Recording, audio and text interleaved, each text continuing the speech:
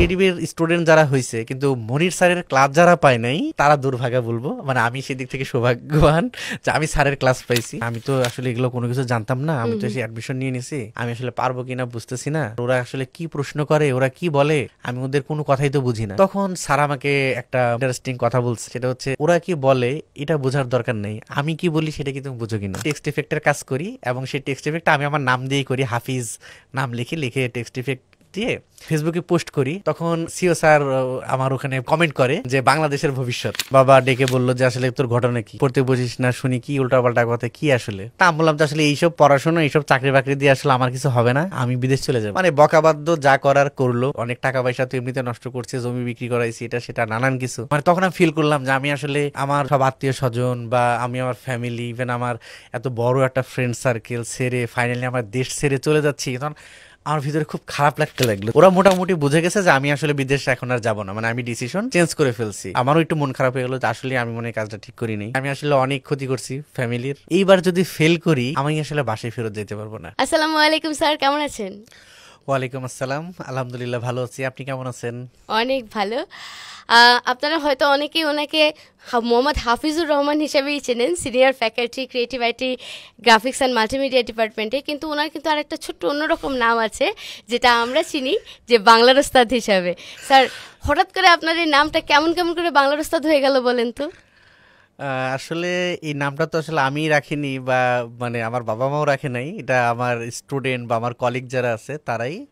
এবং কাজ করতে গিয়ে যে কোনো বিষয়ের সহজ সমাধান, দ্রুত সমাধান, তো সেই জায়গা থেকে আস্তে আস্তে ওই উস্তাদের জায়গা, মানে সবাই আর কি মানে যে কোনো সমস্যা হাফিজারের কাছে গেলে সমস্যার সমাধান হবে, এই ধরনের একটা বিষয় ছিল। তারপর থেকে আসলে ডাকতে ডাকতে এটা এখন অনেকেই বাংলার ওস্তাদ বলেই ডাকে, তাই তো? আচ্ছা, তো স্যার আজকে এই পডকাস্টে কিন্তু আমরা শিক্ষার্থী থেকে শিক্ষক কিভাবে হলো সেই জার্নিটা নিয়েই কথা বলি মূলত।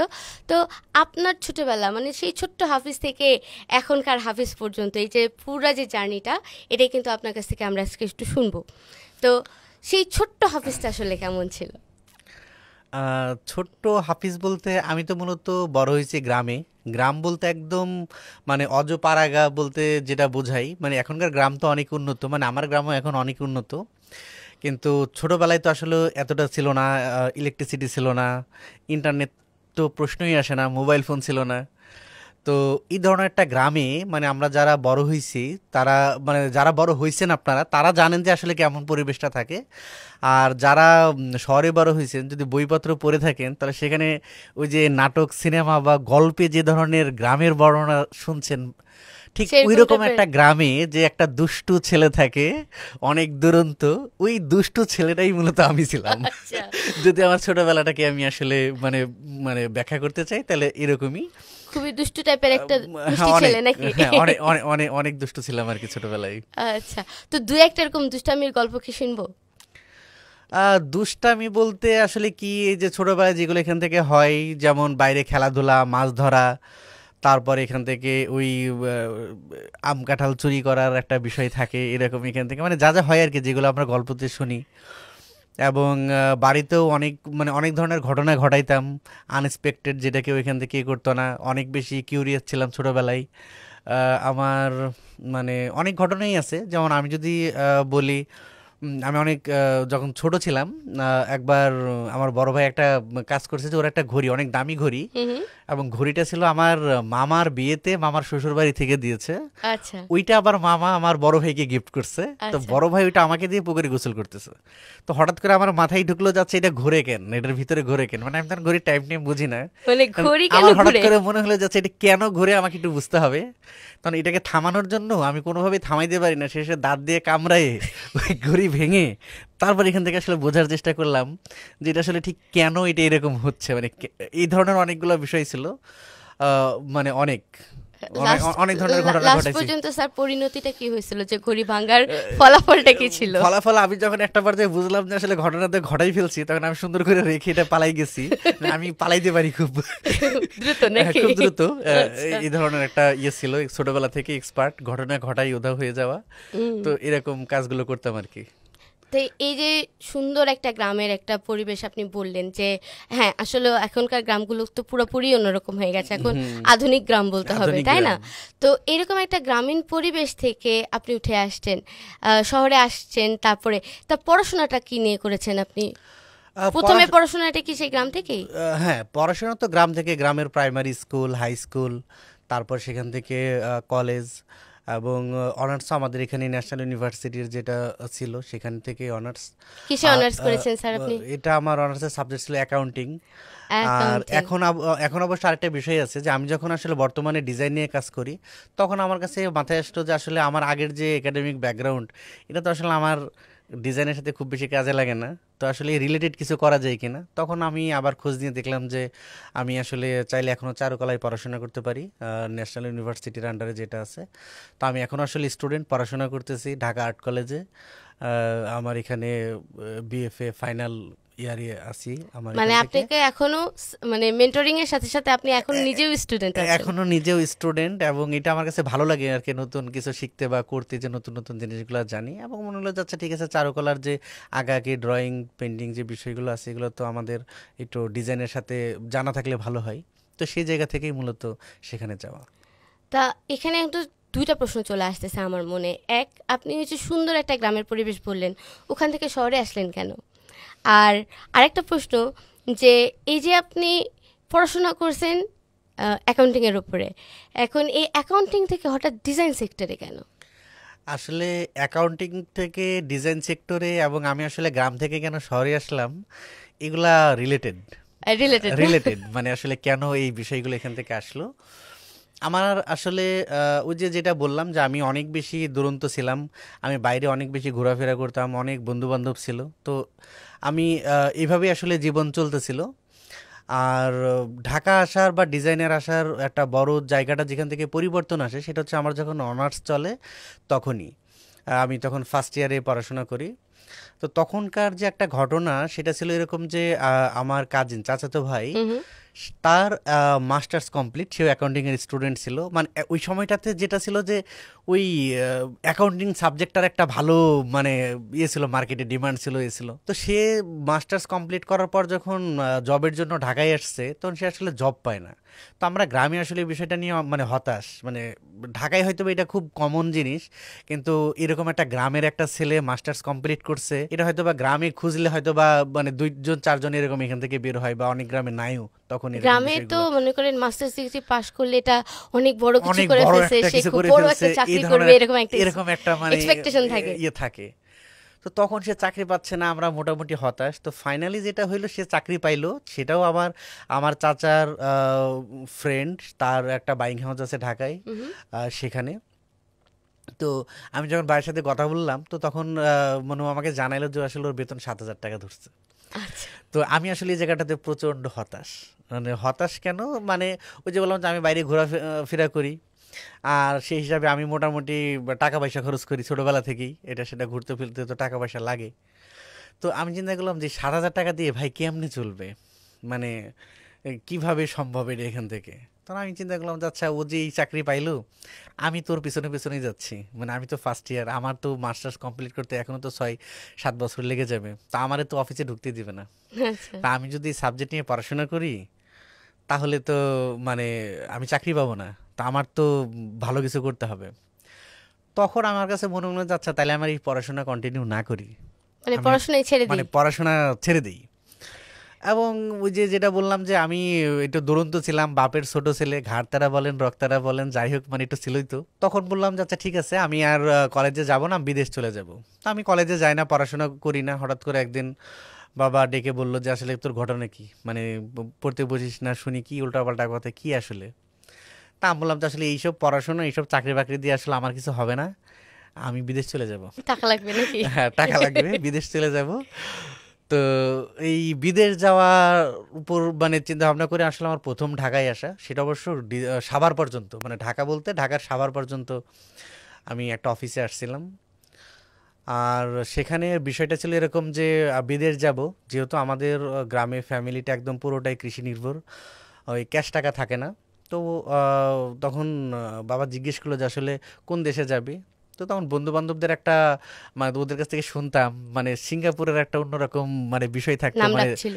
নাম ডাক ছিল বলতে যে সেখানে আর কি অনেক বিনোদন বা ও, অনেক কিছু অনেক সেখানে কিছু আছে আছে। আর কি। তো তো এই ধরনের একটা বিষয়, তখন আমি বলছি, হ্যাঁ, আমি সিঙ্গাপুর যাব, মানে কাজ করতেই যাব, কাজ করতে যাব, কাজ করতে কিন্তু যাব, সাথে পড়াশোনা একটু, করতে যাব, কিন্তু সাথে আরেকটু হ্যাঁ, কিছু না লাগবে পড়াশোনা না, এক্সট্রা। কাজের জন্য এখান থেকে আচ্ছা, ছিল, কাজের জন্যই যেতে চাচ্ছিলেন কাজের সিঙ্গাপুর। জন্যই ছিল। আচ্ছা। তো তখন যেটা হলো যে তখন মোটামুটি 5-6 লাখ টাকা লাগে হুম। সিঙ্গাপুর যাইতে, তো এত টাকা তো ম্যানেজ করা সম্ভব না। আর আমি যেহেতু বলছি যাবই, এখন জানে যে ও যেহেতু বলছে তো ও তো যাবেই। তো বাবা যেটা করলো যে জমি বিক্রি করে দিল একটা অংশ, জমি বিক্রি করে সে টাকা নিয়ে এসে ওই বাবার তাহলে আদরের ছিলেন, আহ, জমি বিক্রি করে দিল হ্যাঁ, আপনার জন্য। মানে আমি বাবার অনেক আদরের, মানে ওই সেই গল্প আরো মানে অনেক বড় করে বলা যাবে। তো জমি বিক্রি করে টাকা ভাইয়ের হাতে দিল, যে আচ্ছা। ওকে যে পাঠাইতে যা যা লাগে সবকিছু এখান থেকে কর, একবারে ক্যাশ টাকা দিয়ে দিল। তো আমি পাসপোর্ট করলাম, তারপর অনেক অফিসে কথাবার্তা বললাম, তারপর ফাইনালি একদিন আমি বাসা থেকে ব্যাগ ট্যাগ গুছাই আমাকে বিদায় দিয়ে দিল, যে আমি বিদেশ যাওয়ার জন্যই মোটামুটি একবারেই বের হয়েছি, কারণ এখানে ও যে অফিসে আসছি সেখানে আমার কিছু কাজ শিখতে হবে, তারপর ওরা আমাকে পাঠাই দিবে, কিছু পরীক্ষা নিবে। তো ঢাকায় আসলাম। মানে আহ, পরিবার এই জায়গাটাতে আপনাকে ছেড়ে দিতে ইয়া করেনি? কান্নাকাটি করছে, কান্নাকাটি যেটা হয় আর কি, আমি যেদিন চলে আসি কান্নাকাটি করছে। তো আমি মানে ঢাকায় এসে নামি সম্ভবত 12টা 1টার দিকে নামি, ওই অফিসে কথাবার্তা বললাম। ওই দিন ইনিশিয়ালি ওদেরকে 2 লাখ টাকা জমা দেওয়ার কথা, আমরা সেটাও নিয়ে আসছি। তো ওরা আবার আমাদেরকে খাওয়াইলো, মানে যেহেতু ওদের একটা ক্লায়েন্ট আমরা। এবং ফাইনালি যখন টাকা পাটা মানে জমা দিতে যাবে, আমার সাথে আমার বড় ভাই ছিল। কতদিনের মধ্যে সিঙ্গাপুর চলে যেতেন স্যার? ওনারা তো বলছিল যে কাজ শিখতে 2-3 মাস লাগবে, তারপর ওই যে একটা এক্সাম হয়, এক্সাম দিয়ে পাশ করলে, এখন যেহেতু মানে আমি যাই নাই ফাইনালি হুম, হুম। বলতে পারতেছি না, তবে ওরা এরকমটাই বলছে যে 2-3 মাস লাগে কাজ শিখতে, তারপরে পরীক্ষায় একটা পাশ করতে হয়, বা ফেল করলে আরেকবার ট্রাই করতে করতে হবে এরকম।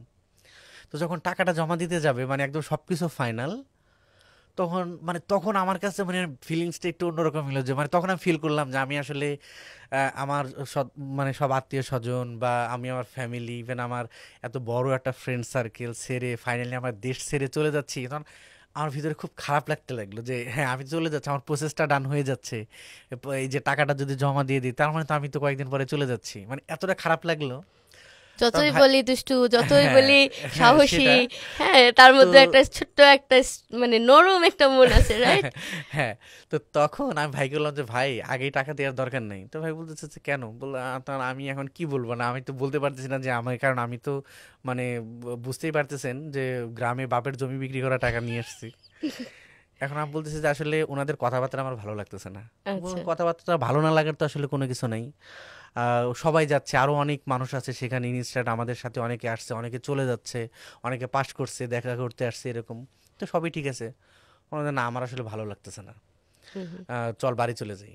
মানে আমরা যে ঢাকায় আসছি মানে এসে ওই দিনই ওরা চলে যাবে, বা আমি হয়তো বা ওখানেই থাকবো, ওরা থাকার ব্যবস্থা করে দেবে, কোনো হোটেল বা আত্মীয় স্বজনের বাসা কোথাও উঠি নেই। তো বললো যে এইটা কোনো কথা, আমি তোরে নিয়ে এখন বাসায় গিয়ে কি বলবো, মানে বাসা থেকে তো কান্নাকাটি করে আমাকে বিদায় করে দিছে, না আমি তো মানে বিদেশের জন্য যাওয়ার জন্য একবারে রেডি হয়ে চলে আসছি, এখন আমি যদি আবার গিয়ে বাড়িতে উঠি তাহলে জিনিসটা কেমন দেখা যায়। তো ফাইনালি যখন অনেক ফাইনালি জোর কি টোর আপনি ব্যাক করলাম, করছিলেন তো বাসায়? ফাইনালি আবার ওই রাত হয়ে গেছে, রাতের গাড়িতে আবার ব্যাক করলাম। তা তো আপনি যখন ব্যাক করলেন বাসায়, তখন আপনার তখন ফ্যামিলির তো রিয়াকশন কি ছিল? মানে রিয়াকশনটা তো বুঝতেই পারতেছেন যে মানে খালি পিটাই নাই, খালি খালি পিটাই নাই, এরকম একটা বিষয় যে এইটা তো অনেকেই মানে মাথায় হাত কেন, ওরা মোটামুটি বুঝে গেছে যে আমি আসলে বিদেশ এখন আর যাব না, মানে আমি ডিসিশন চেঞ্জ করে ফেলছি, মানে বকাবাদ্য যা করার করলো।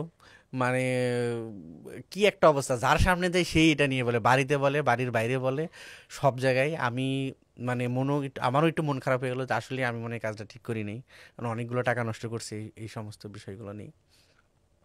তো যখন এগুলা চলে আসলো মানে বাসায় চলে গেলাম, তখন পড়াশোনা তো মাঝখানে অলরেডি এরকম 6-7 মাস সময় চলে গেছে, একদম বড় একটা গ্যাপ দিয়ে দিছি, কিছুই মানে ভালো লাগতেছে না। আবার নতুন করে পড়াশোনা করতে গেলে এই যে গ্যাপ ট্যাপ আছে, তো আস্তে আস্তে হয়তো এগুলো চলতেছে না, আমি আসলে নিজেও এলোমেলো হয়ে গেছি যে তখন আসলে একটা কি করব, ফ্রাস্ট্রেশন মানে কাজ হ্যাঁ আমি করতে আসলে শুরু। কি করব, মানে হুম। কি করা যাবে, যে আবার তো সেই পড়াশোনাতে ভাবলাম চলে যাব, কিন্তু যাইতে তো পারলাম না, মানে মন শেষ পর্যন্ত গিয়ে টানলো না। আর এর ভিতরে আবার আমার একটা মানে বিষয় সবসময় কাজ মানে করতো যে কেউ যখন খুব বেশি করে বলতো তখন আমার কাছে মনে হতো যে আসলে আমার ব্যবস্থা আমি করে নিব। কারণ আমি মানে আমার কাছে সবসময় একটা কনফিডেন্স কাজ করে ইভেন কি এখনো, যে আমি আসলে সব কাজ পারবো, মানে আমাকে জাস্ট এটা শিখতে হবে এবং আমি চেষ্টা করলে আমি যে কোনো কিছু করতে পারবো। এবং মানে গ্রামে যেহেতু বড় হয়েছি দেখা যাচ্ছে যে মাটি টুকটাক কাজ করার অভিজ্ঞতাও আছে। হুম হুম।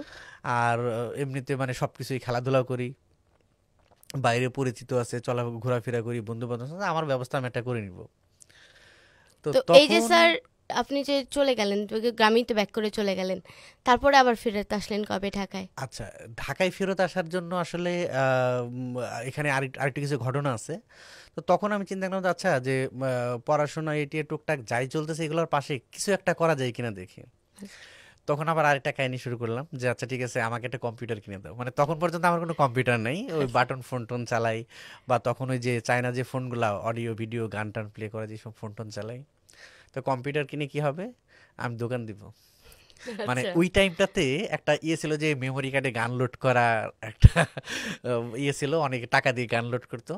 তখন মানে অনেক বুঝাই শুনে তখন একটা কম্পিউটার কিনি, প্রায় 40,000 টাকার কাছাকাছি লাগে, মানে 35-40। টাকার উপরে আবার টাকা। আবার টাকা মানে জমি তো একবার বিক্রি করছি, হ্যাঁ মানে তারপরে ওইগুলোই আবার। টাকা ছিল, সব টাকা হ্যাঁ। তো এখান থেকে হয় নাই। তুই বলছিস তাহলে একটা কম্পিউটার কিনে দিলে আমি দোকান দিই। তো ওইটার সাথে দোকান দিলাম, সাথে টুকটাক মোবাইল সার্ভিসিং যেটা হয় তখন, হুম। তখন মোবাইল সার্ভিসিং এর টুকটাক কাজও শিখলাম, এগুলো করতে পারি। আর এইগুলোর পাশাপাশি মানে এটা কি আমার হিডেন ট্যালেন্ট? উম, হাফিজ স্যারের হিডেন ট্যালেন্ট বলতে পারেন, মোবাইলের। আপনাদের ফোন নষ্ট হলে নিয়ে আসতে পারেন।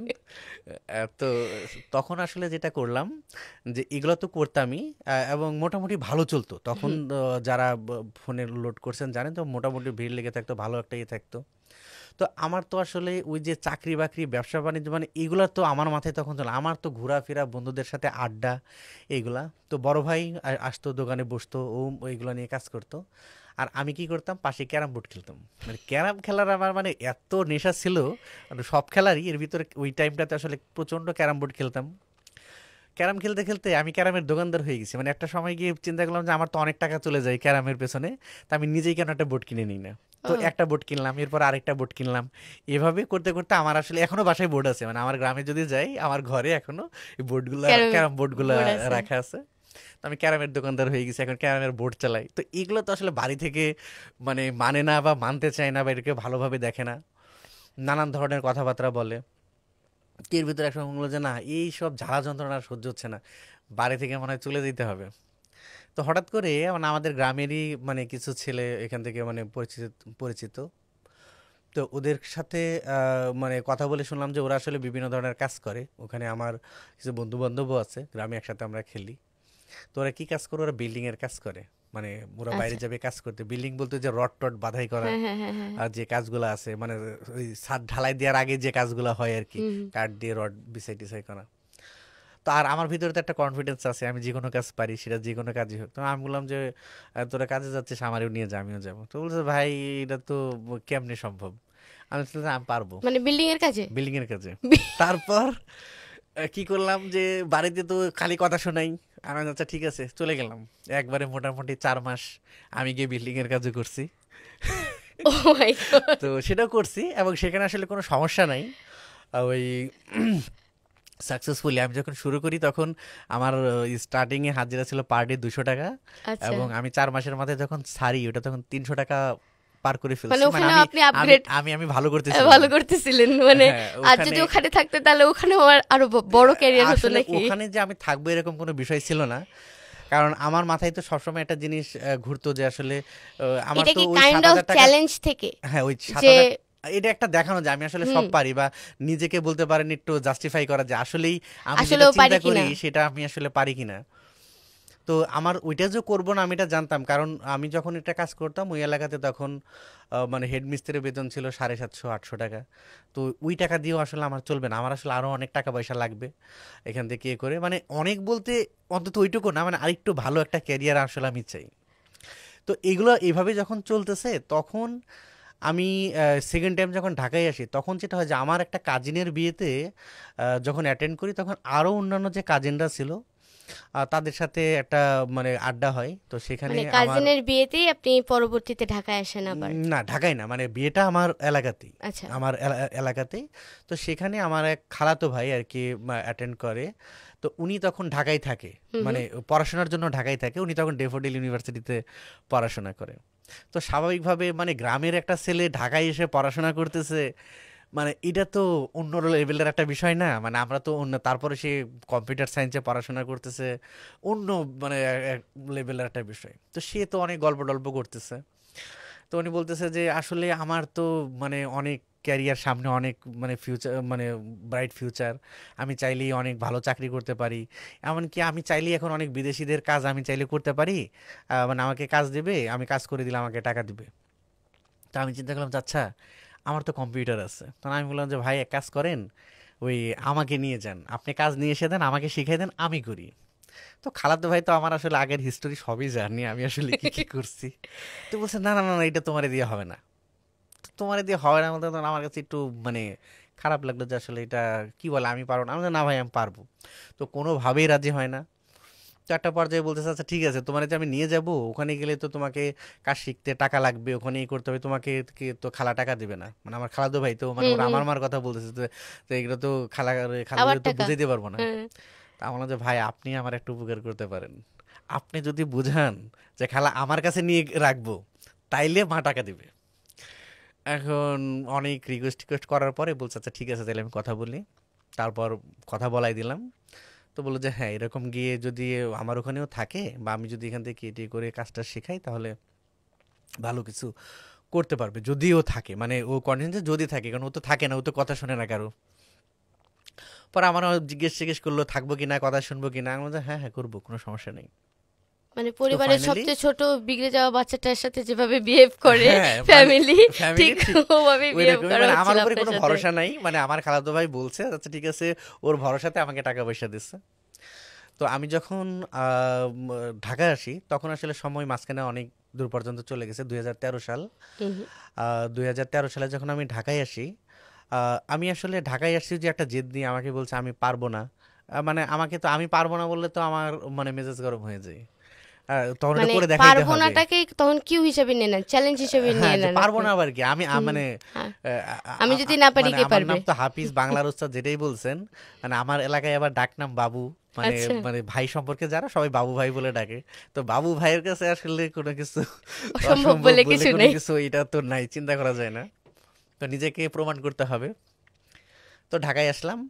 তো ঢাকায় আসার পরে উনি আসলে ওনার মাধ্যমেই আসলে ক্রিয়েটিভিটিতে আসা। উনি আসলে আমাদের যিনি CEO sir Monir Hossain sir, ওনার পরিচিত। উনি মূলত ক্রিয়েটিভিটিতে এর আগে কোর্স করছিল ওয়েবের।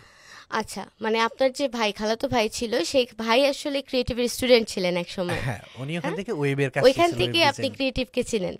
হ্যাঁ, না, আমি আসলে কিছুই চিনি না, মানে ও যেখানে নিয়ে গেছে, আমি তো আসছি কাজ শিখতে। আচ্ছা। মানে আমি এত ডিটেল জানি না, মানে ভাই বলছে যে ওই বিদেশিরা কাজ দিবে, কাজ দিলে, কাজ করে দিলে তোমাকে টাকা দিবে, এই জন্য কাজ শিখতে হবে। শেখার জন্য উনি এক জায়গায় নিয়ে আসছে। আমি আসলে এটা কেউ আমাকে বলেও নাই, বা আসলে গ্রাম থেকে জানার মতন অপশনও ছিল না, যে কারণ তখন তো আসলে ইন্টারনেট এত অ্যাভেলেবেল না, বা ওই তখন ইউটিউব বা এই বিষয়গুলোতে এত জনপ্রিয় ছিল না।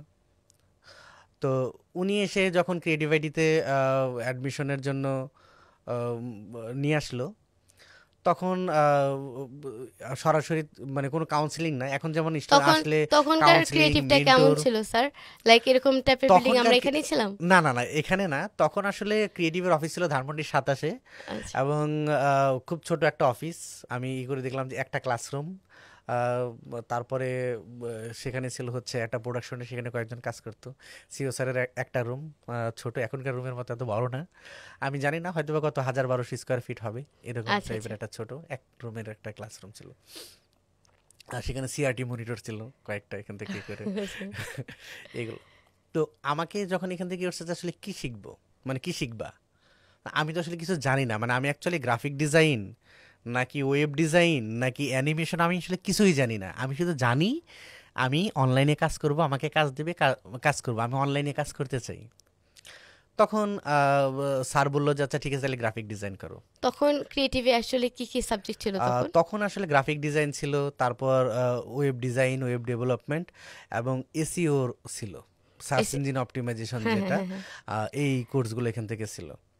তো ওই দিন স্যার আমাকে যে বলছে গ্রাফিক ডিজাইন করো, ওই দিন যদি গ্রাফিক ডিজাইন না বলতে, যদি বলতো ওয়েব ডিজাইন করো, তাহলে আমি আজকে জানি আপনি না, তাহলে আমি হয়তো আপনি ওয়েব ওয়েব ডিজাইন মানে ডিজাইনার ওয়েব হয়ে যেতেন। ডেভেলপার হয়ে যেতাম। কি হয়তো জানি না, তবে হয়তো গ্রাফিক্স নিয়ে কাজ করতাম না। আর আমি যদি কিছুই বুঝি না, স্যার যেটা বলছে এটাই ওকে ফাইন। তো আমি অ্যাডমিশন নিয়ে নিলাম। তখন কোর্স ডিউরেশন ছিল 4 মাস এবং কোর্স ফি ছিল 20,000 টাকা। হুম। তো স্যার আমাকে কিছু ডিসকাউন্টও দিয়েছিল, দিয়ে 4,000 টাকা ডিসকাউন্ট দিয়ে 16,000 টাকায় অ্যাডমিশন নিলাম। আর টাকা পয়সার বিষয় যদি এখন একটা বলি, এখনকার স্টুডেন্টদের সাথে একটু কম্পেয়ার করতে সুবিধা হবে। আমি কিন্তু 16,000 টাকায় কাজ শিখিনি, আমার কাজ শিখতে কিন্তু 1,00,000 টাকার উপরে খরচ হয়েছে। মানে এটা কেন? কারণ হচ্ছে আমি কিন্তু কাজ শেখার জন্য বাড়ি থেকে ঢাকায় আসছি, সুতরাং ঢাকায় আমার থাকা, খাওয়া, সবকিছু। যাতায়াত সবকিছু আমার কাজ শেখার ভিতরে ইনক্লুডেড, কারণ হুম, আমি হুম। ঢাকায় থাকি না এটার জন্য। তো এই সবকিছু মিলাইয়ে আমার আসলে 1,00,000 টাকার উপরেই খরচ হয়েছে। কম্পিউটার নিয়ে আসতে হয়েছে, এই সব কিছু মিলায়। তো তারপরেই তো ক্রিয়েটিভে ক্লাস শুরু করে দিলাম, ক্রিয়েটিভে ক্লাস শুরু করে দিলেন, ক্রিয়েটিভের তারপরে স্টুডেন্ট হয়ে গেলাম আর কি। ক্রিয়েটিভের স্টুডেন্ট হয়ে গেলেন। এই যে সেই ছোট্ট বাচ্চা সেই ছেলেটা, হ্যাঁ হ্যাঁ, হ্যাঁ, গ্রামের ছেলেটা আস্তে আস্তে আস্তে শহরে আসলো, সেটাই। শহরে এসে এই যে শহরে যখন আসলেন আপনি গ্রাম থেকে, প্রথমে যে অ্যাডজাস্ট করতে অসুবিধা হয়নি স্যার আপনার, কোনো বা কোনো ধরনের চ্যালেঞ্জ ফেস করেননি? চ্যালেঞ্জ বলতে কোনটা, মানে যে ঢাকায় চলাফেরা নাকি হ্যাঁ, মানে মনে করেন কাজ ওভারঅল শিখতে আপনি গিয়ে? যে গ্রাম থেকে যে শহরে আসলেন, একটা আপনার শৈশবটাই তো পুরোপুরি গ্রামে। হ্যাঁ, হুম। মানে ঢাকায় আসার প্রথম এক্সপিরিয়েন্স যদি বলি, মানে সেটাই আমার এই যে এর আগে যে ঢাকায় আসছিলাম বললাম বিদেশ যাওয়ার জন্য, সেটা হুম। ছিল সাভার পর্যন্ত। আমি সাভার থেকেই ব্যাক করছি। আর তারপরে তো আমি এসে যখন ক্রিয়েটিভে অ্যাডমিশন নিই, তখন মোহাম্মদপুরে সলিমুল্লাহ রোডে তা আর কি বাসা ছিল খালাতো ভাইয়ের, ওখানে আচ্ছা। ওখানেই থাকতাম। তো ঢাকা শহর তো আসলে এর আগে কখনো আসেনি, আজব শহর, গল্প সিনেমায় এখান থেকে শুনছি। মানে আমি এসেও আসলে অনেক তাজ্জব, কারণ টুকটাক যেখানেই গেছি আমার কাছে সব জায়গায় একই মনে হয়, সবগুলি একই মনে হয়, খালি মনে হয় যে একটু আগে এখানেই ছিলাম। মানে এরকম কিছুই চিনি না। নানান ধরনের ঘটনাও ঘটছে। যেমন একটা মজার ঘটনা আছে, সেটা হচ্ছে যে আমি ঢাকায় আসার মানে কয়েকদিন পরেই, মানে 1 সপ্তাহ হয় নাই, আমার এক ফ্রেন্ড আগে থেকেই ও খিলক্ষেত থাকতো। তো আচ্ছা। ও আমাকে একদিন ফোন করছে যে ওই ঢাকায় আসছিস, আমার এখানে আই। তা আমি বললাম যে আমি তো চিনি না, তুই এসে আমাকে নিয়ে যা, অথবা তুই আই। তো বলতেছে যে আমি যাইতে পারবো না, আমি তোরে বলে দিই তুই এইভাবে আই। তো কিভাবে?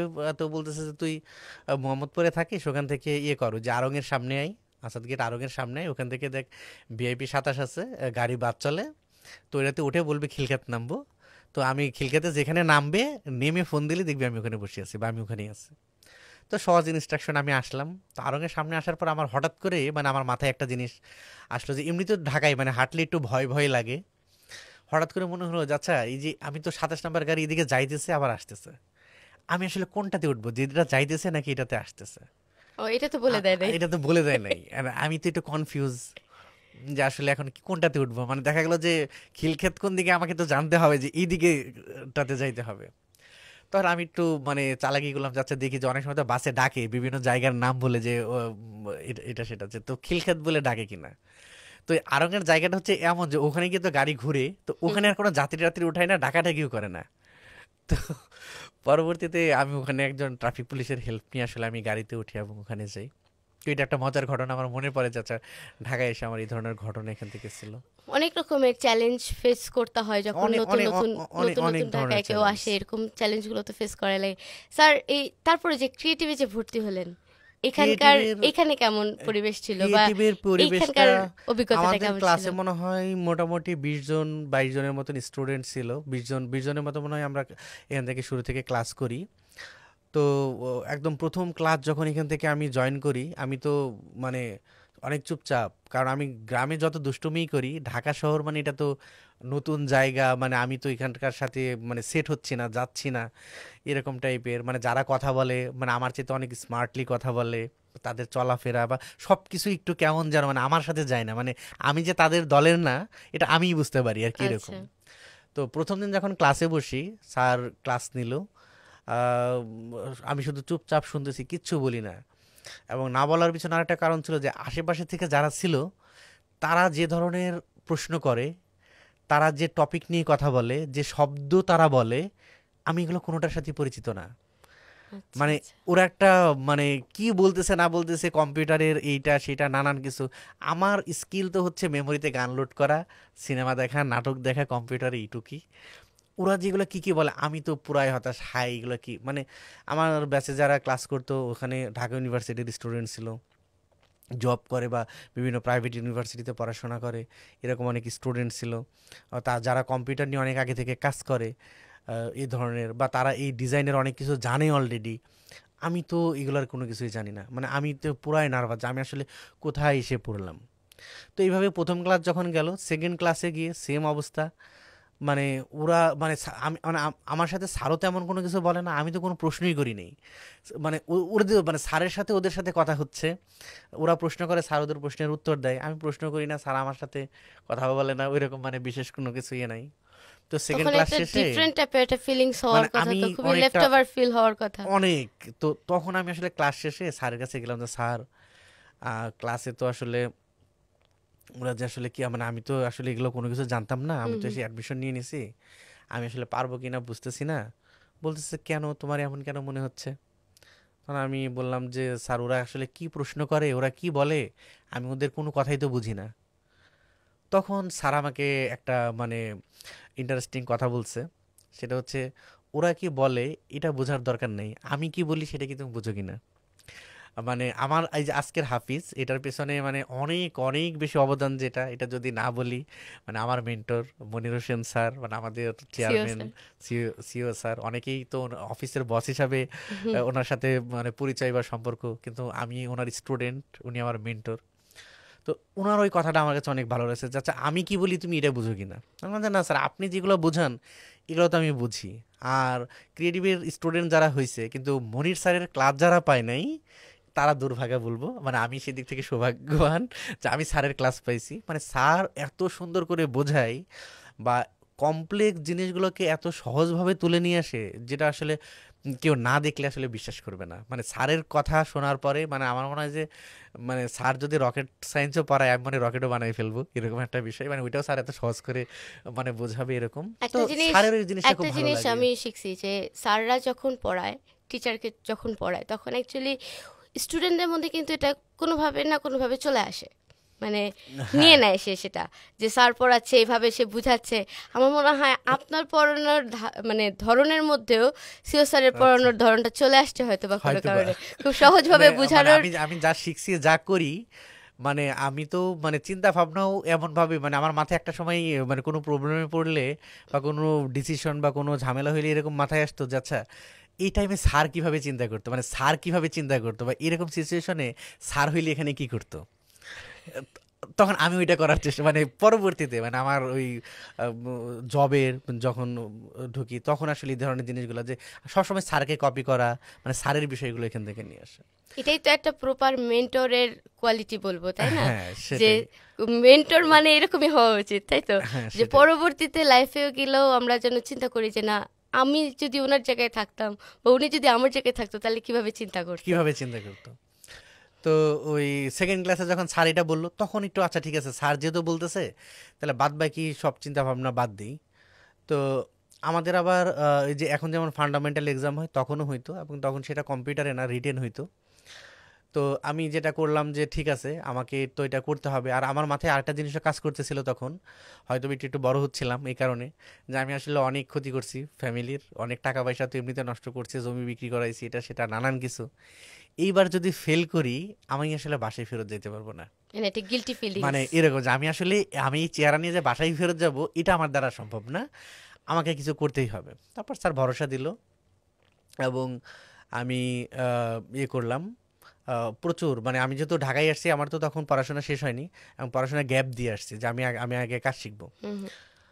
তো তখন আমার অন্য কোনো কাজ নেই, আমি রাত দিন বসে শুধু একই জিনিস বারবার এখান থেকে দেখি। তখন ভিডিও ছিল, রেকর্ডেড ভিডিও দিত স্যার, ভিডিওগুলো দেখতাম, নোট করতাম। তখন আসলে ইউটিউব বা গুগলে এত রিসোর্স ছিল না, এখন যেমন অ্যাভেলেবল, মানে টিউটোরিয়ালের অভাব নাই, তখন আসলে আরও অনেক কম ছিল 2013-তে। তো দেখা যাচ্ছে যে একটু কষ্ট করে এখান থেকে করতে হতো, এবং আমি এত বেশি প্রিপারেশন নিছি। আমার যে শুরুর দিকে যে এক্সামটা ছিল, প্রথম পরীক্ষার প্রথম রেজাল্ট যে কি ছিল? পরীক্ষাটা সেটা, এবং আমি বলি যে আমি এতটা সিরিয়াস আমার জীবনে আমার কোনো একাডেমিক মানে পরীক্ষার ক্ষেত্রে নেই নেই মানে আমি এসএসসি পরীক্ষাতে যে অঙ্ক পরীক্ষার আগে একদিন ছুটি থাকে সেই ছুটির দিন আমি সিনেমা হলে সিনেমা দেখতে যাওয়া স্টুডেন্ট।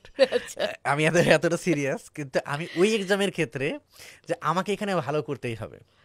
তো এই যে ভালো করতেই হবে এত পড়াশোনা করলাম মানে ওই বিষয়গুলো নিয়ে, প্রেজেন্টেশন স্লাইড যেগুলো ছিল, নোটস। তো আমি রেজাল্ট যেটা আসলো যে ক্লাসে 20 জনের ভিতর আমি তৃতীয় হয়ে গেলাম, মানে আমার মার্ক।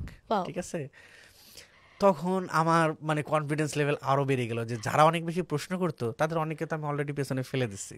ঠিক আছে, মানে রেজাল্টে যদিও তারা অনেক বেশি জানে, আমি জাস্ট ওই এক্সামের মার্কিং এর বিষয়টা যদি বলি তখন মানে আরেকটু ভালো আপনি তো লাগা। গ্রাফিক্স সম্পর্কে কোনো আইডিয়া নিয়েও কোনো আসেন আইডিয়া নাই, নেই, ইভেন ডিজাইনার আসলে ডিজাইনার কি করে এটাও জানতাম না। জানতেন না, আহ, সেইখান থেকে এই এই ফার্স্ট এই পরীক্ষায় বিষয়গুলো, থার্ড। হ্যাঁ, যে সেখান থেকে থার্ড হয়ে গেলাম এখান থেকে। হ্যাঁ, তো আমাদের তখন এক্সাম হয়তো 15 মার্কের, আমি 12.5 মার্ক এখান থেকে আচ্ছা উঠাইতে পারছিলাম, এখনো মনে আছে। তো তারপর থেকে আসলে মানে ক্লাস চললো আমাদের। তো আগে ফটোশপ আগে শুরু হইতো এবং 4 মাসের কোর্স ছিল, ম্যাক্সিমামটা ফটোশপ, ইলাস্ট্রেটরের ক্লাস কম হইতো, ফটোশপের ক্লাস এমনি বেশি ছিল। আপনার স্টুডেন্ট যখন ছিলেন তখন কোনো মজার কোনো অভিজ্ঞতা নেই বা আমার কোনো তো আসলে এক্সপেরিয়েন্স পুরো যেটাকে জিনিসটাই আলাদাভাবে হাইলাইট করা যায়? পুরো জিনিসটাই মজার।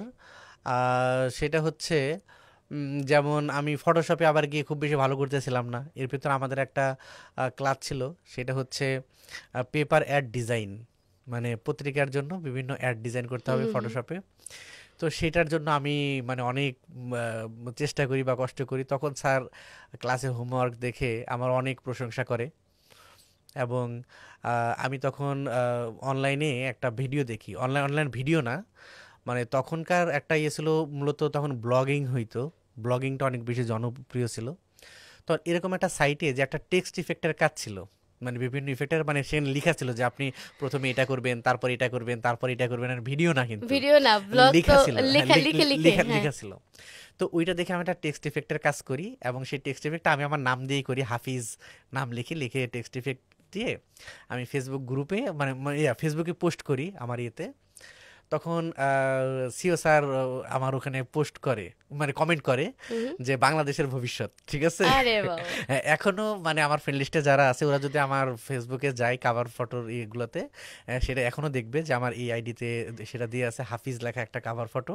আমার সেখানে মনির হোসেন স্যারের তখনকার কমেন্ট যে বাংলাদেশের ভবিষ্যৎ, তাহলে এই তো কমেন্ট, ঠিকই আছে, স্যার তো সুদূর প্রসারী চিন্তা করতে পারছে দেখেই এই লিখছে। কমেন্ট আমি জানি না স্যার কিভাবে চিন্তা করছে বা আসলে কি করতে পারছি।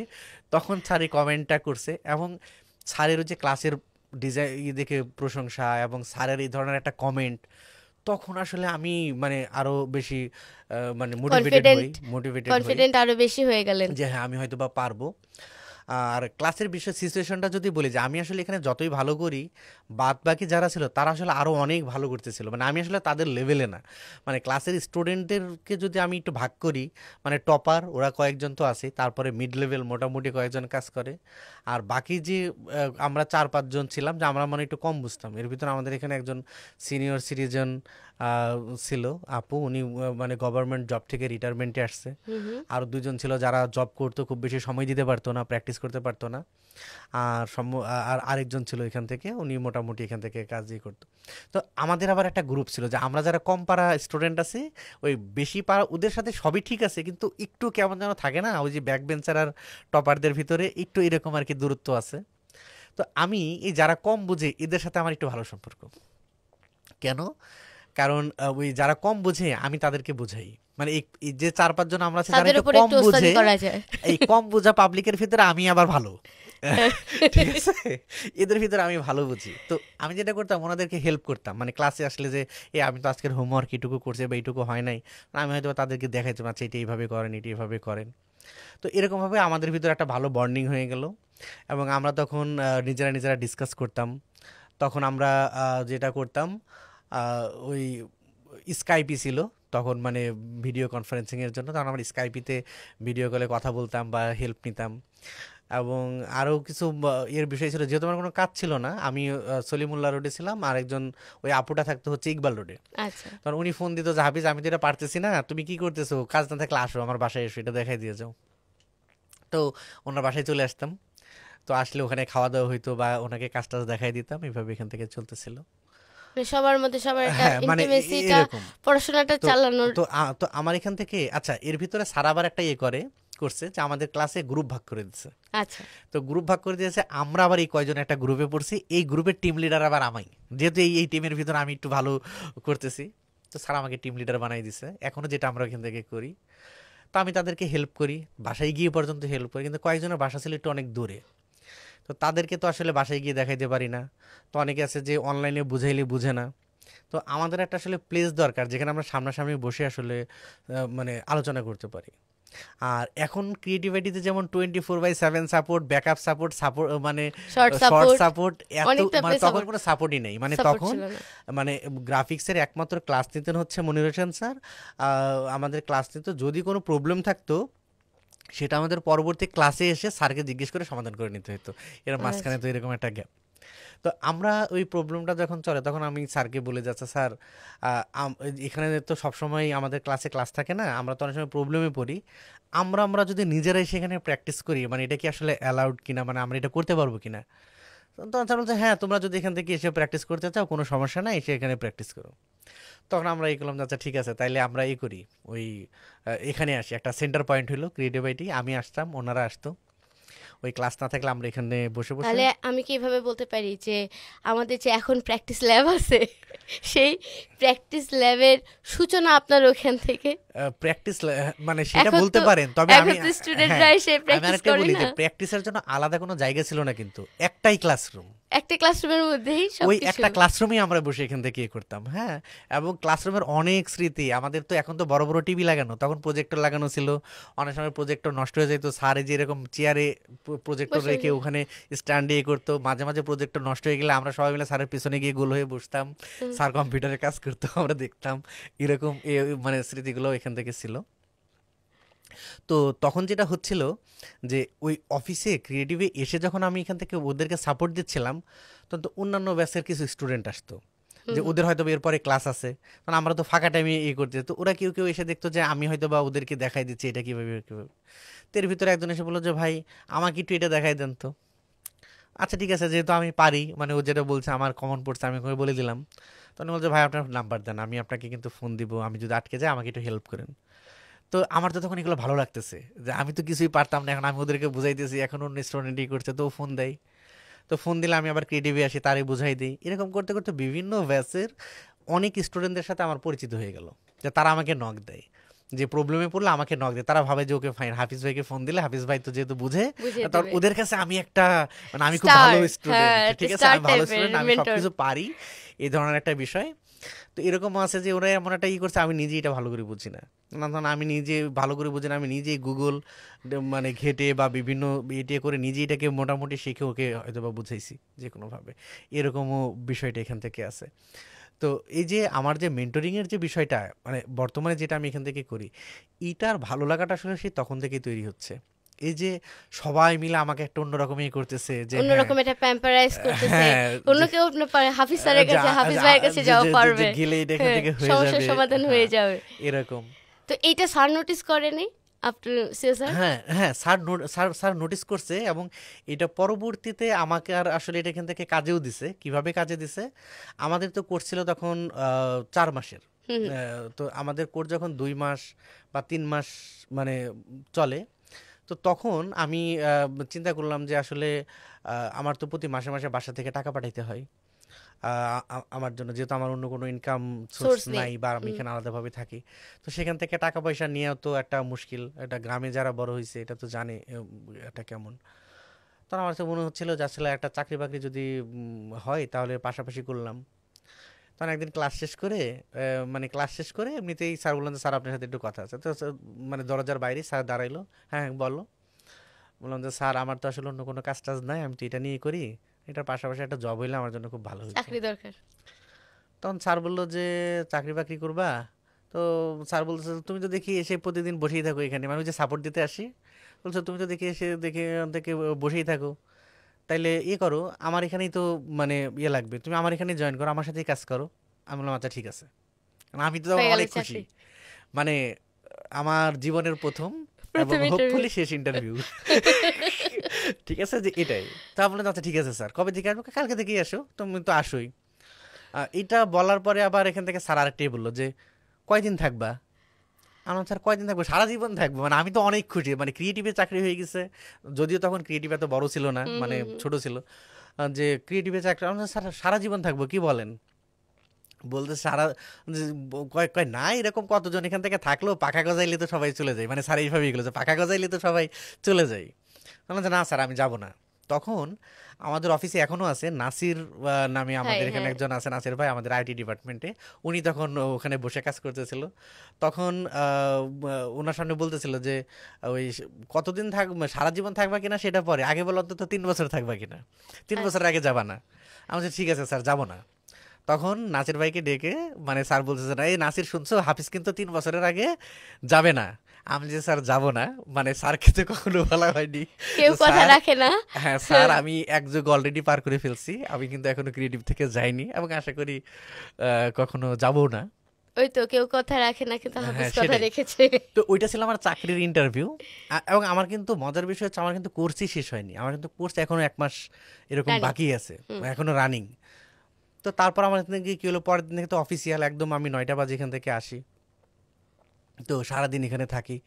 আমার আসলে কাজ কি, আমার কাজ কিছুই না, ওই যে কেউ প্রবলেমে পড়লে যদি আসে সাপোর্ট, এখন স্যার যে যখন সাপোর্ট ক্লাসে, সিস্টেমটা, এখন যেমন হ্যাঁ আমরা হ্যাঁ খুবই অ্যাডভান্স লেভেলে নিয়ে গেছি সাপোর্ট সিস্টেমটাকে, তখন থেকে আপনার ওই সাপোর্টের আস্তে আস্তে সূত্রপাতটা শুরু, সূত্রপাত, মানে সূত্রপাত। হ্যাঁ তখন যেটা আমার কাজ ছিল যে এরকম সাপোর্ট দেয়া, আর একটা হচ্ছে যে তখন রেকর্ড করে সবার পেনড্রাইভে ভিডিও দিতে হইতো, আবার সবাই হোমওয়ার্ক নিয়ে আসলে হোমওয়ার্কটা কপি করে কম্পিউটারে রাখতে হইতো, স্যার এগুলো চেক করতো। এগুলো আমার এখান থেকে আসলে কাজ, আমি খুবই এনজয় করতেছি, ভালো লাগতেছে সবার সাথে এখান থেকে। এবং সবচেয়ে ভালো লাগার বিষয় যেটা ছিল যে আগে তো আমি ক্রিয়েটিভে আসলে শুধু সাপোর্ট দিতাম, স্যার অন্য কোনো ব্যাচের ক্লাস নিলাম বের হয়ে চলে যেতাম। হুম হুম। আর এখন যেহেতু আমি ক্রিয়েটিভে জয়েন করে ফেলছি, স্যার যত ব্যাচে ক্লাস নেই আমি সব ব্যাচে স্যারের সাথে গিয়ে পিছনে বসে থাকি। এটা আমাকে অনেক মানে কাজে দিচ্ছে, যে সব কারণ তখন ক্লাসরুমে বসার অ্যাক্সেস। সব ক্লাসরুমে বসার এক্সেস। তা ওইখান থেকে স্যার আপনি কখন মেন্টরশিপের দিকে গেলেন? আচ্ছা, এটা যেটা হলো যে এভাবে কিছুদিন যাওয়ার পর, মানে 1-2 মাসের ভিতরে আমার যেটা হইলো যে আমার মনে হয় একই ক্লাস আমি 10 বার করে ঘুরে ফেলছি, মানে আমার আচ্ছা। পুরা মুখস্থ হয়ে গেছে স্যার ক্লাসে কি করে কি বলে, এরকম টাইপের। এখান থেকে মানে বারবার আমি প্রতিদিনই করতেছি একই ক্লাস, ঘুরে ফিরে স্যার যে ক্লাসে যাচ্ছে এটা এখান থেকে করতেছি। তো এই মেন্টরের মানে ক্লাস নেওয়ার বিষয়টা আসলে যেভাবে আসলো, যে স্যার যেটা করতো যে স্যার তো আসলে তখন ক্রিয়েটিভে ক্লাস নিত এবং ওই ইয়েতেও ক্লাস নিত, ওই যে কী বলে আইডিবিতে, সেখানে আচ্ছা। যে কোর্সের যে বিষয়গুলো হুম। ইয়ে ছিল গভর্নমেন্ট কোর্সে, সেখানেও স্যার ক্লাস নিত। তো সেই ক্লাস শেষ করে আবার স্যার এসে ক্রিয়েটিভে ক্লাস নিত। তো অনেক সময় যেটা হয়তো স্যার আসতে দেরি হয়ে যেত, তো স্যার তখন আমাকে ফোন দিত যে হাফিজ আমার আসতে 10 মিনিট দেরি হবে, তুমি ওই ব্যাচে গিয়ে ওই যারা যারা আসছে পেন ড্রাইভ থেকে কাজগুলো নিয়ে কাজগুলো দেখতে থাকো, কাজগুলো রিভিউ করতে থাকো, আমি আসতেছি। তো স্যার আসতেছে, আমি যাইতাম সবার সাথে, কারণ ক্লাসে তো সবাই আমাকে চিনে, কারণ আমি তো প্রতি ক্লাসে গিয়ে বসি, হুম হুম তাদেরকে হুম। সাপোর্ট দেই। তো আমি গিয়ে তাদের কাজ দেখতাম, চেক করে দিতাম, স্যার আসতো, এরপরে স্যার ক্লাস নিত, আমি গিয়ে বসে থাকতাম। তো এইভাবেই চলতেছে চলতেছে। এর ভিতরে স্যার একদিন আমাকে ফোন দিল যে হাফিজ আমার তো আজকে আসতে একটু বেশি দেরি হবে, ওই আজকে তো ওই ব্যাচের ক্লাস, এই ক্লাসটা নিতে হবে, তুমি কি এই ক্লাসটা নিতে পারবা? তা আমি বলছি যে হ্যাঁ স্যার পারবো। আচ্ছা। আমি বলছি যে আমি পারবো। তো আমি ক্লাসে গেলাম, তো গিয়ে প্রথমে ওই কাজ টাজ দেখলাম, ওদেরকে বললাম যে স্যার আজকে একটু আসতে দেরি হবে, আমি কন্টিনিউ করতে থাকি এখান থেকে থাকতে। তো স্টুডেন্ট দেখা যাচ্ছে আমাকে নর্মালি নিছে, কারণ আমি হঠাৎ করে চলে গেছি এরকম না, কারণ ওদের সাথে ক্লাস করি, ওদেরকে মানে একটা ভালো সম্পর্ক ছিল স্টুডেন্টদের সাথে, স্টুডেন্টরাও আপনাকে চিনে। মানে চিনি আর কি হুম ওই হুম। জায়গা থেকে। তো আমি নর্মালি ক্লাস শুরু করলাম, ক্লাস নিচ্ছি, মানে আমার কাছে কোনো মানে সমস্যা মনে হচ্ছে না যে আমি আসলে দেখাইতে পারতেছি। কিন্তু সমস্যা যেটা হইলো যে 30-40 মিনিট মনে হয় এরকম বা ঘন্টাখানিক ক্লাস নেওয়ার পরে স্যার চলে আসছে। তো সিও স্যার যখন আসলো তখন আমি স্বাভাবিকভাবে স্যারকে ছেড়ে দিছি যে স্যার আপনি কন্টিনিউ করেন, আমি তো এই পর্যন্ত ক্লাস নিছি। স্যার বললো যে না আমি না, তুমি কন্টিনিউ করো। তখন আমি কন্টিনিউ করবো, ভাবলাম যে স্যার মনে হয় তাহলে অন্য কাজ আছে, ক্লাস নেবে না। তো স্যার যেটা করলো যে স্যার কি স্টুডেন্টদের সাথে বসে পড়ছে। আচ্ছা। তখন আসলে আমি একটু নার্ভাস হয়ে গেছি যে আসলে স্টুডেন্টদের ক্লাস নিচ্ছিলাম, সেটা তো একটা বিষয় ছিল, কিন্তু আমার মেন্টর উনি গিয়ে মানে স্টুডেন্টদের সাথে বসে গেছে, ক্লাস করতেছে, দেখতেছে। তো এটা আসলে মানে একটু ভয়ের জায়গাটাতে এখান থেকে কাজ করলো। তো কাজ তো আমার আসলে জানা ছিল, আমি তো অনেকবার ক্লাস করছি বা অনেক সাপোর্ট টাপোর্ট এখান থেকে দিয়ে মূলত মানে অভ্যস্ত। এবং আমি আসলে ক্লাস সে যেটা করতাম, আমি সিও স্যারকে কপি করতাম, মানে আমার সব জায়গাতে স্যার মানে স্যারকে কপি করা। আমি যখন শুরুর দিকে ক্লাস নিছি কপিগুলো ঠিক এই পর্যায়ের ছিল যে স্যার কি কথা বলতো, কি উদাহরণ দিত, এমনকি স্যার যদি কোনো ইমেজ নিয়ে কাজ করতো, স্যার কোন ইমেজ নিয়ে কাজ করতো, কি লিখে সার্চ করতো, এমনকি স্যার কোন কথা বলার সময় ডাইস থেকে হাঁটতে হাঁটতে সামনে চলে যেত, কোন তার কথা বলার gesture, সময় posture হাত সব কিভাবে copy। নাড়াইতো, আমি মানে পুরোটাই স্যারকে কপি করা, জাস্ট কপি অ্যান্ড পেস্ট ক্লাসে শুরুর দিকে এটাই এখান থেকে মানে করতাম। এই যে স্যার যে আপনার কাছ থেকে প্রথমে ক্লাসটা নিল, এটা কাইন্ড অফ ডেমো ক্লাস। আমরা যখন মেন্টরিং এর এখনকার জন্য, ইয়েতে আমরা এখান হ্যাঁ, থেকে এখন বলতে এটাকে পারি ডেমো ডেমো ক্লাসই ক্লাস। বলি আমরা। তো যাই যে- হোক, ক্লাস আমি ওই দিন শেষ করলাম। তো শেষ করার পর ক্লাস শেষ, স্যার বের হয়ে গেল স্যারের রুমে, আমি বের হয়ে স্যারের পেছনে পেছনে গেলাম যে আমার তো আসলে একটা ফিডব্যাক দরকার। তখন স্যারকে বললাম যে স্যার আসলে ক্লাস কেমন, মানে ঠিক ছিল কিনা। স্যার বলছে হ্যাঁ ক্লাস তো ভালোই নিছো, নিতে তো পারোই। তো বলতেছে কই তাহলে এখন থেকে রেগুলার ক্লাস নাও।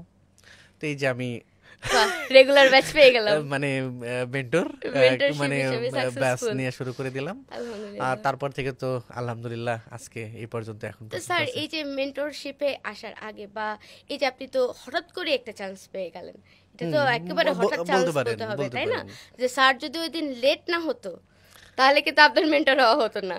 জানি না, হয়তো আরো দেরি হইতো, এরকম একটা আর কিছু হয়তো হতে দেরি পারতো। হইতো, হ্যাঁ। জানি না। আচ্ছা, তো এই বাহিরেও কি আপনি এখন যেটা স্যার, আমাদের স্টুডেন্টরা যখন আসে, ক্লাস করতে আসে, শিখতে আসে, সবাই কিন্তু একটা জিনিস চায় যে ফ্রিল্যান্সিং করতে চায়। আপনি কি স্যার ফ্রিল্যান্সিং করতেন না তখন? কারণ আচ্ছা, আপনার তো ওই সময় ব্যাচ হ্যাঁ, শেষ। মানে আমি ফ্রিল্যান্সিং তখনও করতাম, এখনো ফ্রিল্যান্সিং এর সাথে আছি। তবে তখন বলতে মানে আমি যে মার্কেটে প্রথম কাজ পাই আপওয়ার্কে, মানে আচ্ছা। আপওয়ার্ক এখন যত কমপ্লেক্স, তখন আসলে এত কমপ্লেক্স ছিল না। হুম হুম। তখন আরো সহজ এখান থেকে এন্ট্রি করা যেত আপওয়ার্কে। তো আমার প্রথম কাজ ছিল আপওয়ার্কে। কিসের কাজ ছিল সেটা স্যার? কিন্তু সেটা কিন্তু আমার কোর্স শেষ হওয়ার পরে, মানে কোর্স চলাকালীন অবস্থায় যে আমি আসলে আচ্ছা। মার্কেটে কাজ পেয়ে গেছি বিষয়টা এরকম না। কোর্স শেষ হওয়ার কিছুদিন পরে তখন তো আমি ক্রিয়েটিভ অলরেডি জয়েন, কারণ আমি তো ক্রিয়েটিভে জয়েন করছি কোর্স চলাকালীন সময়ে। আর আমি কাজ পাইছি মূলত আমার যখন কোর্সটা শেষ হয়ে গেছে তার কিছুদিন পরে। সেটা ব্যানার ডিজাইনের কাজ ছিল আচ্ছা। আপওয়ার্কে, ওয়েব ব্যানার, যেটা ওয়েব ব্যানারের কাজ ছিল। এটা ছিল প্রথম কাজ। প্রথম কাজ বলেই তো এখনো মনে আছে। তো সেই কাজটা সাকসেসফুলি করি। এরপরে আপওয়ার্কে আরও অনেক কাজ করি। তারপরে আরও বিভিন্ন মার্কেট প্লেস, মোটামুটি গ্রাফিক রিভার, ক্রিয়েটিভ মার্কেট, বা বিভিন্ন ফাইবার, মানে এখনও যেমন এখনও কাজ করি ফাইবারে। এবং আমার পরবর্তী সময়ে বেশ কিছু কন্টেস্টে কাজ করছি freelancer.com-এ। 99-এ যদিও 99-এ আমার কন্টেস্ট উইন করা নাই, মানে ফাইনাল রাউন্ড পর্যন্ত, রানার আপ পর্যন্ত আছে সেখানে এরকম। কারণ এখন তো আসলে কন্টেস্ট করা হয় না, ওইগুলো তো কন্টেস্ট তখনই একটা বিয়ে ছিল, ছেড়ে দিছি। আর এখন তো কিছু যে ক্লায়েন্ট যেগুলো আছে বা নতুন ক্লায়েন্টও আসে মার্কেট প্লেসে, ফ্রিল্যান্সিংয়ে করা হয়। তার মানে একেবারে মেন্টরশিপে ঢোকার পরপরই আবার ফ্রিল্যান্সিং এর দিকেও আপনি হ্যাঁ, ছিলেন। ফ্রিল্যান্সিংয়ের দিকেও ছিলাম। এবং ফাইনালি আসলে যেতেই হয়েছে, কারণ হচ্ছে যেহেতু আমি মানে মেন্টরিংয়ে আছি, তো আমাকে তো ক্লাসে অনেক কিছু দেখাইতে হয়, শেখাইতে হয়। তো আমি জানি না এই জিনিসটা আসলে ক্লাসে বলা যায় না। তো রাইট। আমি নিজেই কখনো আপওয়ার্কে কাজ করি নাই। তো আমি কিভাবে একজন স্টুডেন্টকে গাইড করব যে তুমি কিভাবে আপওয়ার্কে কাজ করবে? তো আমি নিজেই কখনো গ্রাফিক রিভার একটা ফাইল অ্যাপ্রুভ করাইতে পারি নাই। আমি কিভাবে মানে তাকে গাইড করব যে তুমি এইটা করলে অ্যাপ্রুভ হবে, এটা করলে অ্যাপ্রুভ হবে না? তো সেই এক্সপিরিয়েন্সটা তো দরকার। আর আরেকটা বিষয় হচ্ছে যে সেখান থেকে তো আসলে একটা ভালো আর্নিংও আসে, সেটাও একটা ফ্যাক্ট। এখন জবের পাশাপাশি যেহেতু করি, সেহেতু আমার ক্ষেত্রে সাইড ইনকাম বলতে পারেন। তো সেটাও যেহেতু একটা ভালো অ্যামাউন্টের আছে, তো এটাও একটা ফ্যাক্ট। তো স্যার, এই যে আমরা বলি যে যখন এই পড়াশোনা শেষ, হ্যাঁ, চাকরি বাকরি পেলাম, তারপরে কিন্তু স্যার পরবর্তী প্রশ্নটা কিন্তু বিয়ের ক্ষেত্রেই আসে, তাই না? যে বিয়ে শাদী। আমি তো বরাবরই এখান থেকে চিন্তা ভাবনা ছিল যে মানে তাড়াতাড়ি বিয়ে করে ফেলবো, এরকম একটা আচ্ছা। বিষয় ছিল। যে এবং আমি যখন চাকরি বাকরি পেয়ে, যখন মোটামুটি আমার স্যালারি যখন ঢাকা শহরে জাস্ট একটু কষ্ট করে হলেও চলতে পারবো, ধরেন ওই অবস্থাতে আমি বিয়ে করে ফেলছি। বিয়ে করে ফেলছেন। সুন্দর বেবিও তো আছে আপনার। হ্যাঁ, আলহামদুলিল্লাহ আমার একটা মেয়ে আছে, এখন 4 বছরে গিয়ে 5 বছরে পড়ছে। তো এই ব্যক্তি, এই ডিজাইনার হাফিজ বা বাংলার ওস্তাদ যদি বলেন, এই মানুষটা আসলে তার পরিবারে কেমন, মানে তার বউ বাচ্চার কাছে কেমন? এইটা তো আসলে তারা ভালো বলতে তারা পারবে। ভালো বলতে আমার কাছে পারবে। তো মনে হয় যে আমি সবসময় আমার বেস্টটা দেওয়ার ট্রাই করি। আমার মেয়ে আমাকে অত্যাধিক লেভেলের ভালোবাসে, মানে আমাকে ছাড়া সে কিছুই বোঝে না। আর বউ তো ভালোবাসেই। এখন সেটা কতটুকু কি বা সেটা তারা ভালো বলতে পারবে। আর আপু, মানে আমাদের যে ভাবি, হ্যাঁ, উনি এখন কি করছেন? ওনারটা উনি আসলে ফ্রিল্যান্সার, উনি এখন ফুল টাইম ফ্রিল্যান্সার। আচ্ছা, উনিও উনি ফ্রিল্যান্সিং মানে করেন। আমার ওয়াইফ মূলত পড়াশোনা করছিল ম্যাথসে, তো ম্যাথসে জবও করতো মেডিকেল অ্যাসিস্ট্যান্টে, বিয়ের পরেও জব করছে। কিন্তু আমি যখন মার্কেটে কাজ করতাম তখন সে আসলে এগুলো দেখে অনেক নানানভাবে ইন্সপায়ার্ড হয় এবং ফাইনালি সে আগ্রহ প্রকাশ করে কাজ শিখবে এবং সে কাজ শিখছে এবং একটা পর্যায়ে গিয়ে ক্রিয়েটিভ থেকেও কোর্স করছে। তো এখন আলহামদুলিল্লাহ উনি মার্কেটে কাজ করেন, উনিও গ্রাফিক ডিজাইনার উনিও হিসেবে কাজ গ্রাফিক করছেন। ডিজাইনার হিসেবে কাজ ওকে, করছে। তাহলে তো দুইজন গ্রাফিক ডিজাইনার বাসার মধ্যে। হ্যাঁ, দুজন গ্রাফিক ডিজাইনারের বাসার মধ্যে। তো স্যার, এই যে আপনি দীর্ঘদিন ধরে যে কাজ করে আসতেছেন, শিখায় আসতেছেন, স্টুডেন্টদের কাছ থেকে কেমন ফিডব্যাক পাচ্ছেন, বা যখন কোনো স্টুডেন্ট ভালো করছে বা ভালো করছে না, চ্যালেঞ্জ ফেস করছে, এই এক্সপিরিয়েন্সগুলো কেমন আপনার? আসলে আমি যে এখানে ক্লাস নেই, এখানে আমার মূলত আমার ফিল্ডটা কি, যে এখানে একজন স্টুডেন্ট যখন আসে, সে যখন অ্যাডমিশন নেয়, এটা তো ক্রিয়েটিভ আইটির ওই নির্দিষ্ট ডিপার্টমেন্ট থেকে ওনারা করে, এবং আমাকে যখন একটা ব্যাচ অ্যাসাইন করা হয়, আমাকে দায়িত্ব দেওয়া হয়, তখন আমার মাথার ভিতরে কাজ করে যে এই যে মানুষগুলা দায়িত্ব আমাকে দেওয়া হয়েছে, আমি যদি ফেল করি তাহলে ওনারা ফেল করবে। মানে ওনারা আসলে ফ্রিল্যান্সিং করবে কিনা বা ডিজাইন করবে কিনা বা ডিজাইন সম্পর্কে ওনাদের ধারণাটা পজিটিভ থাকবে কিনা, এটা সম্পূর্ণ নির্ভর করতেছে আমার উপরে।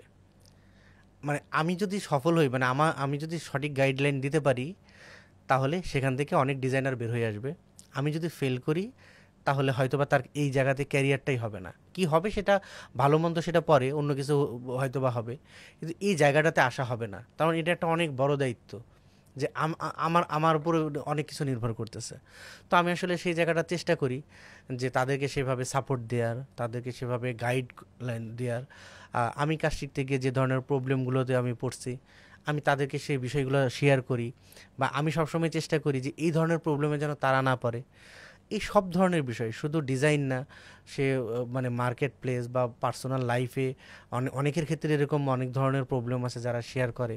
আমি চেষ্টা করি তাদেরকে সমস্ত বিষয় নিয়ে একটা গাইডলাইন দেওয়ার, যেন সে আসলে ভালোভাবে স্যার, কাজগুলো আপনার করতে তো পারে। অনেক দিনের এক্সপিরিয়েন্স বা অনেক দিনের অভিজ্ঞতা এই মেন্টরিংয়ে। আপনার হাতে তো অনেক মানুষ বেরিয়েছে যারা গ্রাফিক অনেক, ডিজাইনের ফিল্ডে কাজ করছে বিভিন্ন জায়গায়। অসংখ্য স্যার, অসংখ্য, মানে কিরকম হাজার। টাইপের সংখ্যাটা? আমার স্টুডেন্ট অলমোস্ট 10K। 10,000 মানুষকে হ্যাঁ, আপনি 10,000 মানুষকে গ্রাফিক আমি, ডিজাইন শিখিয়েছেন। হ্যাঁ, তারা এটা কিছু বেশিও হতে পারে, কারণ বিভিন্ন ইয়েতে তারা করা তো হয়েছে। বিভিন্ন ফিল্ডে কাজ করছে মনে হয় এখন। বিভিন্ন ফিল্ডে কাজ করছে বলতে মার্কেটে মানে অসংখ্য ডিজাইনার আছে, যারা মানে বর্তমানে গ্রাফিক ডিজাইনার যারা মার্কেট লিড দেয়, এরকম অনেকেই আছে যারা আমার স্টুডেন্ট। আমি জানি না তারা হয়তো বা ভিডিওটা দেখবে। এবং অনেকেই আছে যারা অনেক ভালো পজিশনে আছে, অনেকের এখন অফিস আছে, এজেন্সি আছে, অনেকের অফিসে 40-50 জন এমপ্লয়িও আছে, কিন্তু তারা হয়তো আমার কাছ থেকে কাজ শিখছে। এরকম অসংখ্য নাম আছে বললে হবে, যারা সোশ্যাল মিডিয়াতে আমার চাইতে অনেক বেশি, মানে অনেক বড় সেলিব্রিটি। মানে কিন্তু হ্যাঁ, মানে আমি তো ফেসবুকে কম অ্যাক্টিভ, মানে কম আসা হয় বা কম এইগুলো করা হয়। তো তারা অনেক বেশি পরিচিত, অনেক জনপ্রিয়। এই সংখ্যাটা আসলে একদম এক্সাক্ট তো গুণে রাখা হয় না, তবে অসংখ্য অসংখ্য। অসংখ্য। একটা জিনিস মাথার মধ্যে আমার একটু কুটকুট করছে, সেটা হলো যে ওই যে প্রথম যখন আপনাকে বললো যে 7,000 টাকায় অ্যাকাউন্টেন্ট হিসেবে সে চাকরি পেল, তখন কিন্তু একটা জিনিস মাথার মধ্যে আপনার কাজ করছিল যে এই টাকা দিয়ে তো হাফিজের লাইফ চলবে না। হ্যাঁ, তো আচ্ছা, এখন তো একটা পর্যায় পর্যন্ত চলে আসছেন। আলহামদুলিল্লাহ। এখন কি ফিল হয়, এখন কি মনে হয় যে না, টাকাটা আসলে একটা বিশাল বড় ফ্যাক্ট, নাকি আপনি সেই টাকাটা আর্নিং করতে পারছেন? এখন আপনার এক্সপিরিয়েন্সটা কি? আসলে শুধুমাত্র টাকাই তো না, এখানে আসলে ভালো লাগারও একটা বিষয় আছে। মোট কথা হচ্ছে, মেন্টরিংটাকে আমি অনেক বেশি ভালোবাসি, বা এটা আমার অনেক ভালো লাগার একটা জায়গা। আমি শুধু ফ্রিল্যান্সিং নিয়ে থাকলে আরও অনেক বেশি ভালো করতাম, কারণ আমার শুরুটা অনেক ভালো ছিল। আর যেহেতু আমি এখন বর্তমানে ফুল টাইম ফ্রিল্যান্সার না, বা আমি যদি শুধু ডিজাইনার হিসেবে জব করতাম, সেক্ষেত্রে হয়তো বা অনেক, আমি জানি না কোথাও কী হইতো। তবে যেহেতু শুরুটা ভালো ছিল, হয়তো বা অনেক কিছু করতে পারতাম, কিন্তু কোনো দিকেই যাইনি বা এখনও যাওয়ার ইচ্ছা নাই। কারণ হচ্ছে এই জায়গাটাতে আসলে অনেক ভালো লাগা কাজ করে, এই ভালো লাগার জায়গা থেকে আসলে যায় না। তো টাকা পয়সা তো মানুষের জীবনে চলতে গেলে আসেই, এর বাইরেও আরেকটা বিষয় হচ্ছে যে আমি আসলে যেটা করতেছি সেখানে আমি আসলে এনজয় করতেছি কিনা, এটা আমার ভালো লাগে কিনা। কারণ আমার ভালো লাগে না এমন একটা জব আমাকে অনেক টাকা দিলেও আমার মানে মানসিক শান্তি থাকবে না। তো দুইটাই দরকার, মানসিক শান্তিও দরকার, টাকা পয়সাও দরকার। এই দুইটার ব্যালেন্স করে যেটা এখানে আসলে থাকা যায়, তো আমার কাছে মনে হয়েছে যে আমি যেখানে আছি পারফেক্ট জায়গায় এটা আছেন, আমি পারফেক্ট জায়গাতে আছি। পারফেক্ট জায়গায় আছেন। আচ্ছা স্যার, আপনি যেহেতু অনেক পুরাতন ক্রিয়েটিভের সাথে অনেক দিন থেকে আছেন, তো তখনকার ক্রিয়েটিভ আর এখনকার ক্রিয়েটিভ তো অনেক চেঞ্জ। হ্যাঁ, এই যে বলতে পারেন। ট্রানজ্যাকশনটা, হ্যাঁ, বা এই যে জার্নিটা, ক্রিয়েটিভের জার্নিটা, এটা আপনাকে কিভাবে ফিল করাচ্ছে, যে আপনি এই চেঞ্জটাকে কেমনভাবে দেখছেন?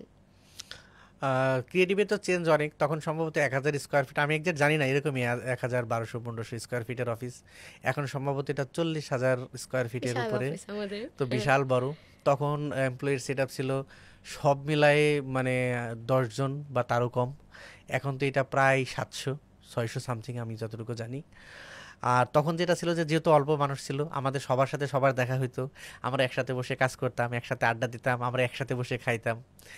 আর এখনকার অফিস তো অনেক বড়, অনেকগুলো ব্রাঞ্চ, ইভেন কি আমি যে ব্রাঞ্চে বসি ধানমন্ডি ব্রাঞ্চে, এখানে অনেকের সাথে আমার হয়তো বা 1 সপ্তাহ 10 দিন বা 15 দিনও দেখা হয় না, কারণ এখানে আচ্ছা। অনেক মানুষ। হুম। আর তখন যেটা ছিল অল্প মানুষ, মানে অল্প জায়গা, খুব বেশি দেখা হইতো, অনেক বেশি কথা হইতো, মানে আন্তরিকতা তো থাকেই, কিন্তু রেগুলার দেখা হলে কথা হলে যেটা হয় যে আরেকটু বেশি হয়। সেটাও যেমন এখন, আগে যেটা হয়তো সিও স্যারের সাথে আমাদের সবসময় দেখা হইতো, ইভেন কি সিও স্যারের সাথে আমরা একসাথে বসে রেগুলার খাইতে বসলে স্যারের সাথে দেখা হইতো।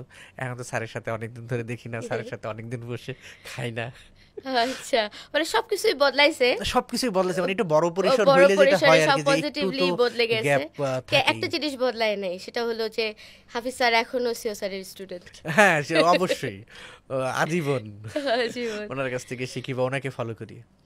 আচ্ছা, তো স্যার আপনার সাথে এখন একটা গেম খেলবো, র্যাপিড ফায়ার। গেম খেলাটার একটু নিয়মটা আমি বলে দিই। সেটা হলো যে আপনাকে আমি কিছু কোয়েশ্চেন করব, এবং সেই কোয়েশ্চেনগুলোর উত্তর আপনাকে আমাকে দিতে হবে খুবই শর্ট ওয়ার্ডে, মানে 2-3টা ওয়ার্ডের মধ্যেই, কোন ধরনের বিষয় নিয়ে? আইটি বিষয় নিয়ে। ঠিক আছে, আমাদের যে টপিক সেই টপিকের উপরেই দেখা প্রশ্নটা যাক। করব এখন। কিন্তু শর্ত একটাই, যে আপনাকে আমি সময় দিব না, আপনি বেশি চিন্তা করতে দ্রুত পারবেন উত্তর না, দিতে হবে। খুব দ্রুত উত্তর দিতে হবে, এবং আপনি ইলাবোরেট উত্তর দিতে পারবেন না, এক কথাই উত্তর। এক কথায় উত্তর দিতে হবে। দেখা রেডি যাক, স্যার? দেখা যাক কি হয়। Okay sir, ready? Ready. Graphic ডিজাইনের এখন আর তখন কোন বিষয়টা সবচেয়ে বেশি বদলেছে বলে মনে করেন? এআই এর ব্যবহার। ডিজাইনের কোন জিনিসটা সবচেয়ে বেশি চ্যালেঞ্জিং মনে হয়? Concept development. Concept development. কোন রুলস যেটা ডিজাইনে সবসময় ফলো করা উচিত? সবই তো ফলো করা উচিত, তার ভিতরে visual hierarchy. Visual hierarchy. Okay. Freelancing নাকি জব, কোনটা আপনার মতে বেস্ট? যেটা আগে হয়। যেটা আগে হয়। শেখা নাকি শেখানো, কোনটা বেশি এনজয় করেন? শিখে শেখানো। শিখে শেখানো। স্যার খুবই ডিপ্লোম্যাটিক উত্তর না? দুটাই কিন্তু খুব ডিপ্লোম্যাটিক উত্তর দিয়েছেন। Okay sir, thank you. Sir, আমাদের এই সেক্টরে যারা নতুন কাজ করছে বা কাজ করতে চাচ্ছে, তাদের জন্য আপনি কি বলবেন? যারা আসলে নতুন আসতে যাচ্ছে তাদের কে আমি একটা বিষয় বলবো, যে এই সেক্টরে আসার জন্য আপনাকে অনেক বেশি ধৈর্য দরকার, এটা আগে থেকে জেনে আসতে হবে। আর একদম আমি যেমন না জেনেই চলে আসছি, এরকমভাবে যেন না, মানে এখন অপশন আছে, আপনি জেনে শুনে বুঝে তারপরে শুরু করবেন, এবং হাল ছেড়ে দিবেন না, লেগে থাকবেন। লেগে থাকলে আপনি অবশ্যই সফলতার মুখ দেখবেন, যদি আপনি ভালো কারো কাছ থেকে গাইডলাইন নেন এবং সেগুলো ফলো করেন, তাহলে সফলতা নিশ্চিত। কিন্তু এটার জন্য যেটা দরকার সেটা হচ্ছে ধৈর্য ধরে লেগে থাকা, এবং এটা লেগে থাকলে 2 দিন আগে বা পরে আপনি আসলে সফল হবেন। থ্যাংক ইউ স্যার, আপনাকে, আপনার জন্য অনেক শুভকামনা। আর এই পডকাস্টটি যারা এতক্ষণ ধরে দেখছিলেন বা শুনছিলেন, শিক্ষার্থী থেকে শিক্ষক, এই পডকাস্টে কিন্তু আমরা এরকম নতুন নতুন গল্প আরও নিয়ে আসব। সেটা দেখার জন্য অবশ্যই ক্রিয়েটিভ আইটির সাথেই থাকতে হবে।